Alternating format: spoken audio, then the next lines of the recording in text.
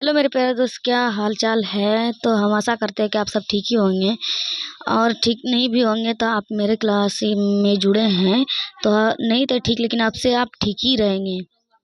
हम टाइम को कमाए बिगड़ अब स्टार्ट करते हैं। तो आज का टॉपिक है हमारे आसपास के पदार्थ, यानी कि हमारे आसपास में पदार्थ किस तरह होते हैं, किस टाइप का, उस सभी चीज़ के बारे में हम जानेंगे। तो ये क्लास 9th का अध्याय 1 है, जो कि हमारे आसपास के पदार्थ हैं। तो आइए चलते हैं हम अपने टॉपिक पर अब। तो आप सब पहले एक कलम और एक कॉपी लीजिए। जो जो हम इम्पोर्टेंट बताएंगे उसको आप अपने कॉपी में उतारते जाइएगा, यानी कि उसको कॉपी करते जाइएगा मेरे चीज़ को बताए हुए। मेरे इम्पोर्टेंट अगर आपको लगा होगा कि ये इम्पोर्टेंट है तो आप उसको कॉपी कीजिएगा अपना कॉपी में। तो सबसे पहले हम जानते हैं कि पदार्थ क्या है। तो पदार्थ का इंट्रोडक्शन देते हैं आप सबको कि पदार्थ क्या है। तो आइए चलते हैं, पदार्थ क्या है देखते हैं। तो आप सब भी जान सकते हैं कि पदार्थ क्या है। पदार्थ का कुछ नहीं, पदार्थ आपको बताना है कि वे सभी वस्तु जो कि स्थान घेरती है, यानी कि कोई भी वस्तु है पदार्थ है, उसको अगर हम धरती पर धरेंगे, यानी कि हम ये किताब है, इस किताब को अगर हम टेबल पर धरते हैं तो वो ये किताब जो है वो स्थान घेरती है। बस सिंपल सी ये भी पदार्थ है। इसका द्रव्यमान है तो ये भी पदार्थ है। तो फिर भी हम आप सब अपना कॉपी निकालिए, पेन निकालिए, आप सबको बताते हैं, आप सब अपना कॉपी में लिख लीजिएगा। तो आप सब देख सकते हैं अभी पदार्थ क्या है। वे सभी वस्तुएं जो स्थान घेरती है उसका द्रव्यमान हो तो पदार्थ कहलाती है, यानी कि जो जिसका स्थान हो और द्रव्यमान हो तो वो पदार्थ कहलाती है।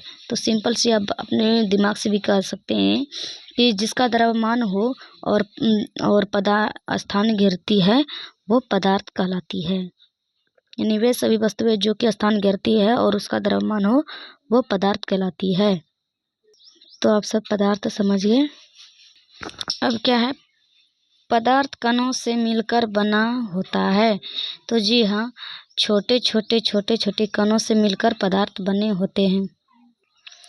और रहा ये तो आप भी पढ़ सकते हैं कि इसमें कुछ नहीं बोला है, बोला है कि लकड़ी जो है, यानी पदार्थ जो है वो लकड़ी की तरह होती है, कणों की तरह, या कि रेतीले कणों की तरह होती है, यानी लकड़ी की तरह कठोर यानी सतत होते हैं, या कणों की तरह वह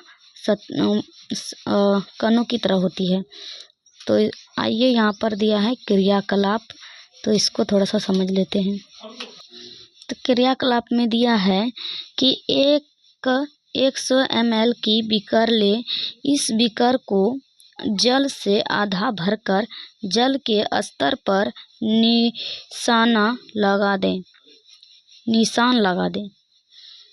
और दूसरा है, दिए गए नमक या शर्करा को कांच की छड़ की मदद से जल में घोल दें।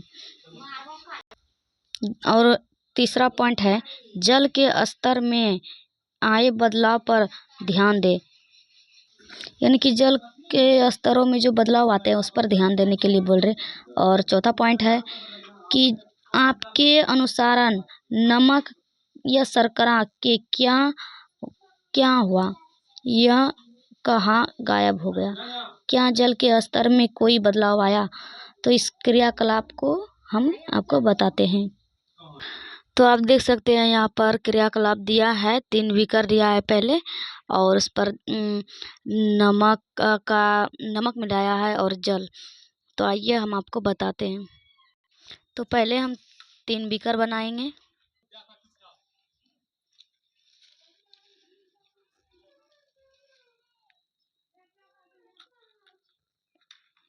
सॉरी ये टेढ़ा हुआ। तो हमारे सामने 3 बीकर बन के तैयार हुआ। तो सबसे पहले इसमें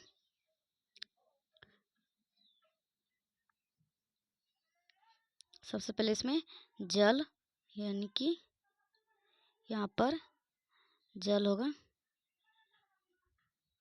और फिर यहाँ पर नमक की कुछ बूंदे हैं, यहाँ पर कुछ नमक के टुकड़े हैं जो कि इसमें जल में मिलाया गया है।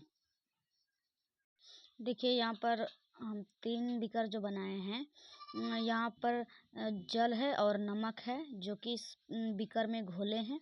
और फिर यहाँ पर नमक तो घोल दिए हैं, अगर हम नमक घोल देंगे इस पानी में सिर्फ दे देंगे, अगर उसको हिलाएंगे नहीं तो वो नमक घुलेगा ही नहीं। अगर हम दूसरे बीकर में फिर दिए, अगर लिए यहाँ पर नमक और जल लिए, उसको हिलाएं, नमक और जल को हिलाएं।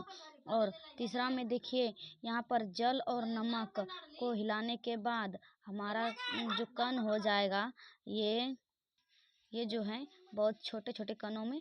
यानी कि इससे हम सबको क्या पता चला कि जब हम जल और नमक के घोल को मतलब जब हम जल और नमक को सॉरी सॉरी जल में अगर हम नमक को घोलेंगे तो नमक का जो कण है वो जल के कणों के रिक्त स्थानों के बीच में क्या हो जाएगा, समावेशित हो जाएगा, यानी कि वो समा जाएगा उस ये जल के बीच में क्या है, नमक का जो कण है, ये सब कण वो जल में ही हो जाएगा, समाहित हो जाएगा।